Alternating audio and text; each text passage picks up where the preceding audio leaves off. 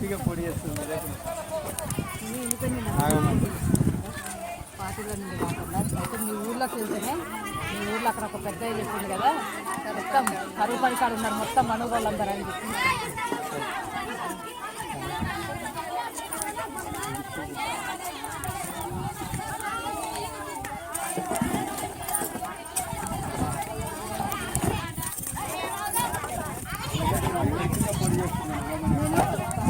Medak parliament నుండి ఒక independent అభ్యర్థిగా పోటీ చేస్తున్నాను అందుకోసం మేము ఇక్కడ ఉన్నారని కలవడానికి గిఫ్ట్ ప్యాక్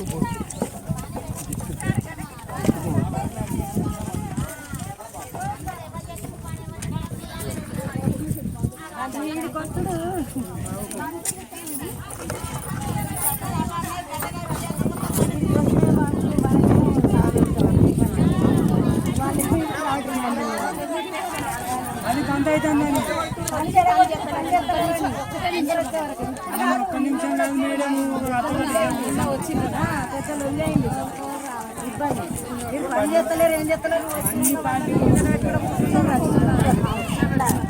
పెట్టాలమ్మా పంపిస్తాం ఎందుకంటే మీకు కూడా ఇబ్బంది పెట్టద్దు కదా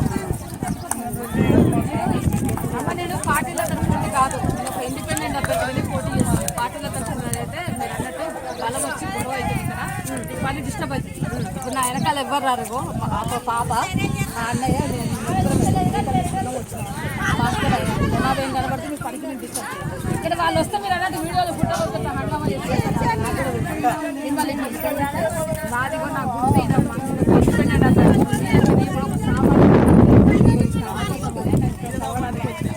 అంటే నాకు నేను ఎవరో తెలియకుండా మిమ్మల్ని అందరినీ ఓటేమని అడగడానికి నాకు అర్హత కూడా లేదు వచ్చిన నేనే పట్టాను క్యాండిడేట్ కూడా మీ దగ్గరకు వచ్చాను నేను ఎవరి దగ్గర రావడానికి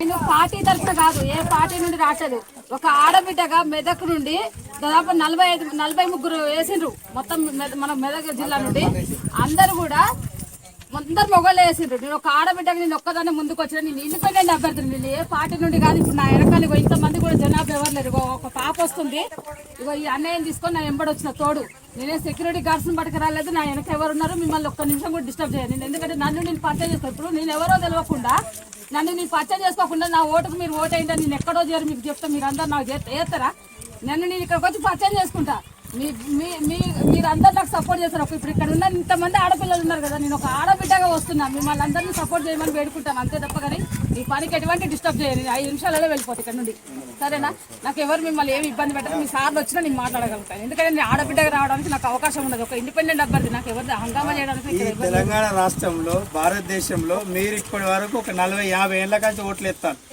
నిజమా అబద్ధమా కానీ మరి ఆడవాళ్ళు ఒక్కసారైనా పార్లమెంట్కి పంపాలా వద్దా ఈ రాష్ట్రానికి ముఖ్యమంత్రి మహిళ ఉండాలా వద్దా చెప్పండి అందుకే ఒక మహిళని నిలబెట్టి మనం మహిళ ఎందుకు మహిళ అంటే ఇంటికి దీపం ఇల్లాలంటారు అంతేనా ఆ తల్లి మంచిగా ఉంటేనే ఆ ఇంట్లో ఉన్న పిల్లలు విద్యాపరంగా అందుకే ఆడపిల్లలు ఈ రాష్ట్రానికి ముఖ్యమంత్రి రాష్ట్రంలో దేశంలో మహిళల మీద దారుణాలు బాగా జరుగుతాయి అవన్నీ కంట్రోల్ చేయాలన్నా మహిళలకు రక్షణ కల్పించాలన్నా మన పక్షాన మహిళ ఒక పార్లమెంట్ లో ఉండాలి అందుకే మహిళని గెలిపించుకోవాలి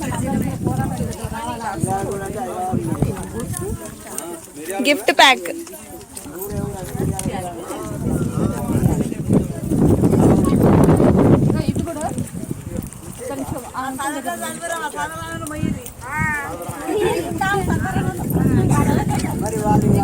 అన్నయ్య ఇక్కడ ఉన్న అందరూ ఒకటి ఆడపిల్లలు కానీ అందరు తోడబుట్టిన అన్నదమ్ములు అక్క చెల్లాలనుకుంటున్నా ఇప్పటి వరకు మీ పార్టీలు అందరూ వచ్చిందని చెప్తున్నారు కదా మీ వచ్చిన పార్టీలు కాదు ఇప్పుడు నేను ఇక్కడ ఒప్పంద పత్రంలో ఒకటి వచ్చి ఇక్కడ చదువుకుంటాను అందరూ చదివి వినిపించండి ఇక్కడ ఉన్న కాదు ఇళ్ళలో పోయినట్టు వినిపించండి నేను ఒకళ్ళు నన్ను గెలిపించినట్టయితే ఇగో ఇక్కడ పథకాల రూపంలో ఇచ్చిన కొన్ని 5 పథకాలు నేను కూడా పెట్టిన ఆ 5 పథకాల రూపంలో గనక నేను ఇది గనక 2.5 నేను గెలిచినాక 2.5 సంవత్సరాల లోపల నేను ఇవి రిలీజ్ చేయకపోతే ఇదే మొత్తం పార్లమెంట్ సాక్షిగా నా పదవి కూడా రాజీనామా చేసి ఈ పథకాల కోసం కొట్లాడుకుంటా లేదు అది కూడా కాకుండా దానికి ఏం చేస్తా దానికి నిదర్శనంగా ఈ మొత్తం మెదక్ జిల్లా ప్రజలందరికీ ఏం చేస్తున్నా అంటే నేను ఒక ఒప్పంద పత్రాన్ని కూడా రాసి పెట్టిన, లీగల్ గా పెట్టిన, చూడండి సర్టిఫికెట్ తో సహా పెట్టుకున్నాను.